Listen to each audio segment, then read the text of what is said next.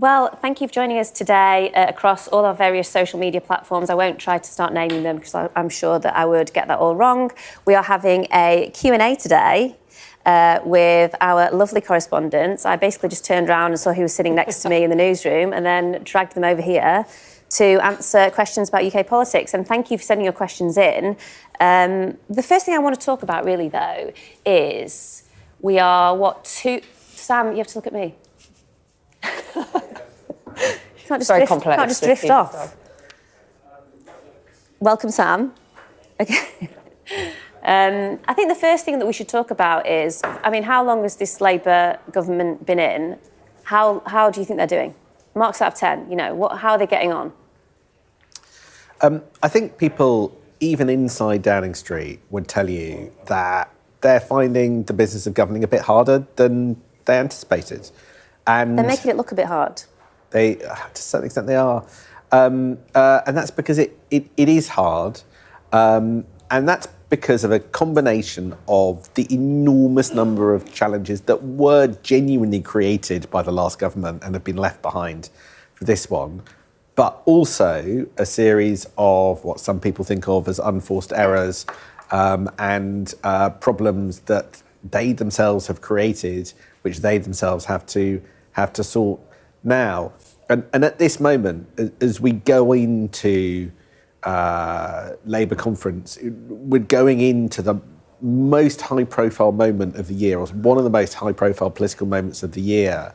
And it's just all a bit more rocky than it should be. Many viewers will know about the stories about freebies or about his chief of staff and her pay, which is even more than the Prime Minister. We've got difficult cuts about winter fuel allowance. All of these awkward things are filling the agenda rather than the things that Labour want to see. And if there's one thing that ties everything together, there's a lot of people in the Labour Party asking, where's the political grip? Why doesn't this new government have a bit more of it? And who's responsible and who's to blame for that? Yeah, it doesn't feel like they're sort of in control from number 10. They're being kind of battered around by events. Should I read the first question? Yes.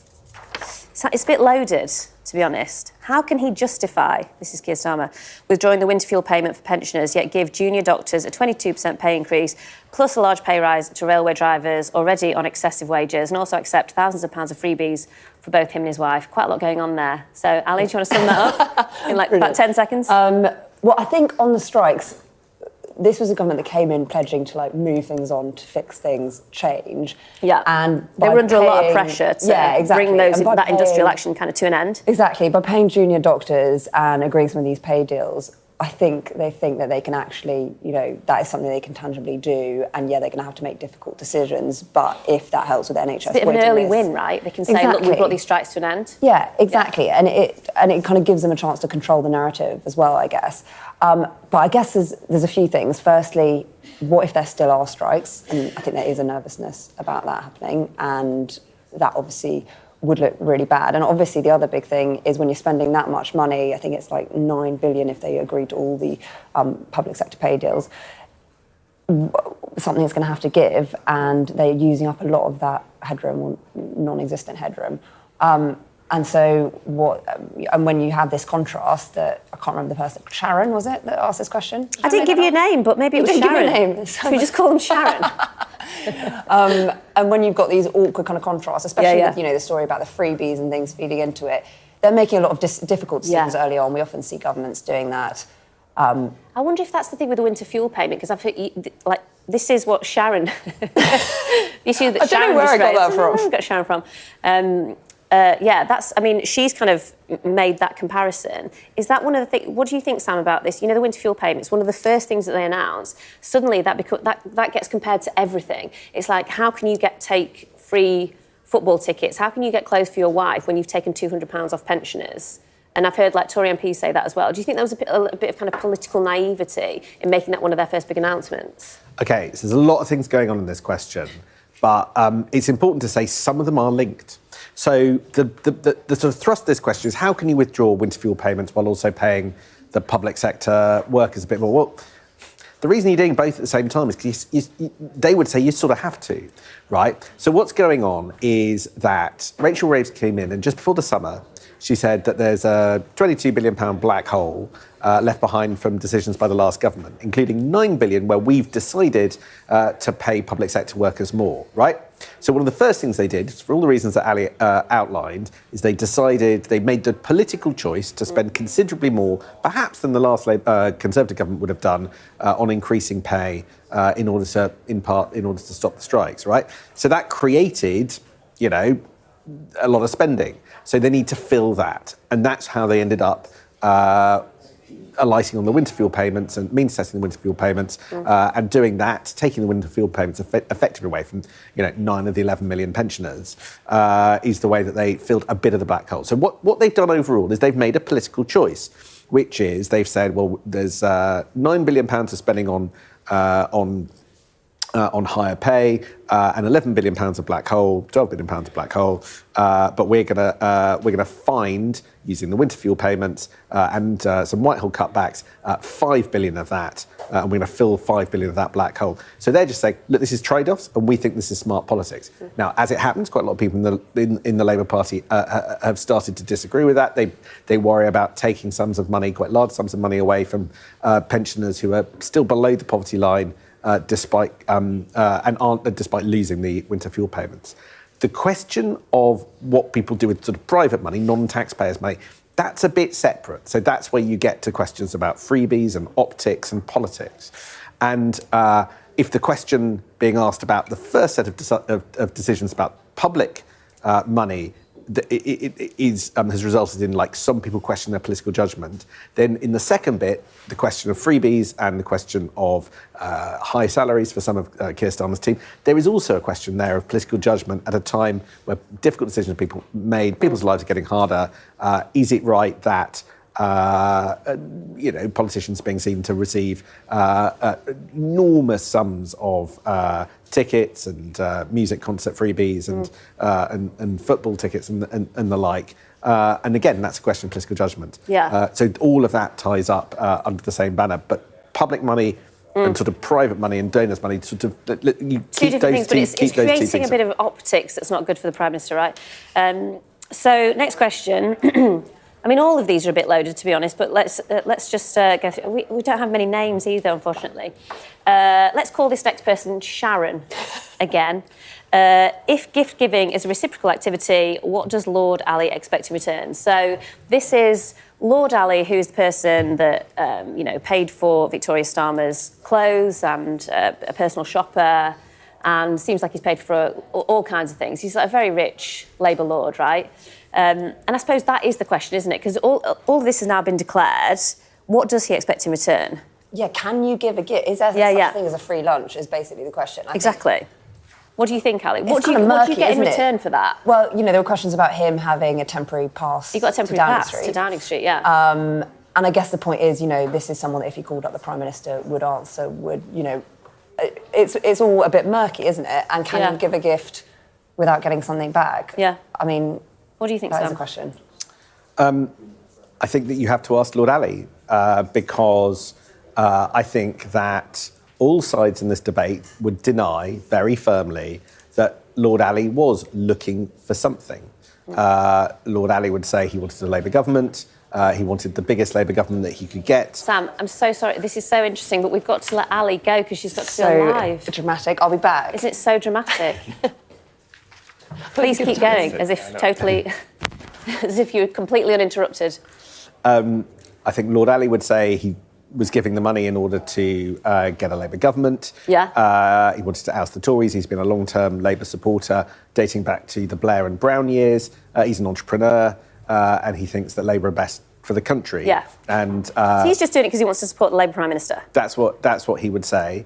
And I think that this is one of the reasons why transparency is so important and things need to be declared so that we can look to see if there are conflicts of interest between donations given. And now, the question around Lord Ali that we've been talking about a lot is more about the appropriateness of the pass and whether or not that is right and compatible with giving on those sums, although it's important to say there are no rules that say that donors can't get passes. There is simply a political judgment to be made about whether or not people think it's appropriate. And there are questions about whether or not Victoria Starmer, Keir Starmer's wife, was right to accept clothes from that. But again, that's not a question of what Lord Ali is in it to do. Completely compatible with just simply wanting a Labour government and to support the Prime Minister.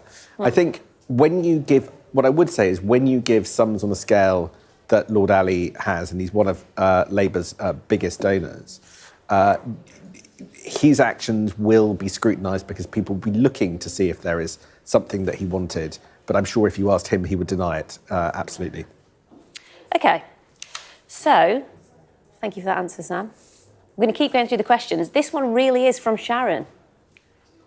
Great excitement for Sharon. Why would the Labour Party take away the one-person discount on council tax? Do single people have the broadest shoulders?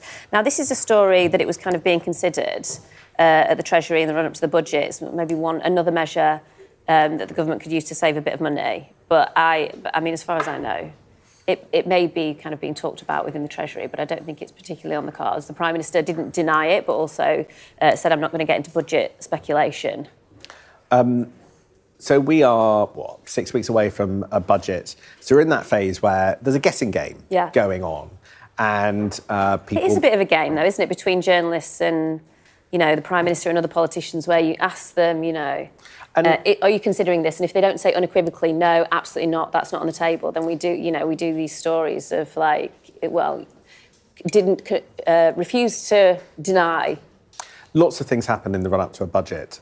Sometimes politicians deliberately run up the flagpole ideas that they're considering for a budget, just to see whether or not they fly with public opinion, whether or not there are obvious political problems. Yeah, they put it out there to see if there's going to be a backlash. If they'd have done that with the winter fuel payment, then they might have rethought it. And in the coalition years, when George Osborne was Chancellor, there would be ideas, particularly around wealth taxes and inheritance taxes and quite technical changes to capital taxes that would sort of surface. There'd be a storm around it, and then they'd mysteriously disappear from the budget altogether. There have been moments where the Treasury have deliberately, misleadingly kept, for instance, inheritance tax changes, kind of, saying, well, we're not going to deny that in the days running up to the budget, just to sort of set a false trail and put people off. Exactly, and to make sure that people don't find out what's actually in the budget. And then sometimes there's pure guesswork, and because we're in this phase ahead of a budget, quite close to a budget, the Treasury's failure to deny something, because once they've denied enough things, you'll be able to work out what's in there, causes people to jump to the wrong conclusions. Yeah. Now, on this one, as far as we can tell, the evidential base for the idea that the government's going to go down this route is quite low. And whilst it's one of many, many, many, many things that the government could do, the danger is politically that taking away the single discount could mean a really disproportionate financial hit for a small, but nevertheless, I think, quite proportionally small, but numerically large number of the population. I don't think they're going to do that. And for that reason, because of the sheer scale of the hit that they would endure, hundreds of pounds for winter fuel allowance, hundreds of pounds losing out on this, the combined hit would probably be unsustainable, and therefore something that a Labour government would feel cautious about doing. Sam, it's sad news, but we are coming to the end of this. But I've got one more question for you. Who is going to win the Tory leadership contest, and does it... Oh, Ali's back. Ali, come back in. I'm like that. But yeah, we've got a final question. Oh, yeah. It's from Sharon. Is it actually? Would you believe... No, I'm just kidding. It's not. No name attached to this one. We need more names. Next time, we'll get everyone's name. Who is going to win the Tory leadership contest, and does it even matter? Ali, you can just hold your mic up to you. Oh, can I? Yeah. So I think... Can you hear me? There, look. Hold on 1 second. There we go. The bookies' favourites are probably Kemi Badenoch and Robert Jenrick, who seems to be ahead with the MPs. He's been a bit of a dark horse in this race. But, will there be a David Cameron moment? Everyone is talking about that. Could someone come through at David conference, Davis back make an amazing speech? When was it, 2010? Made this amazing speech. No, it's before 2010. Yeah. And one when no one expected it. So that is what I think the people like Tom Tugendhat and James Cleverly might be hoping for. Yeah. What do you Sam, think? what do you think? If I knew, I'd be alongside Craig Williams at the bookies, but I don't. However, I can see a logic that takes us to Robert Jenrick winning this contest. He is the MP with the most nominations at the moment. I am quite struck that Kemi Badenoch, whilst second at the moment, has not smashed it out of the park, even though she's the favourite amongst the members polling.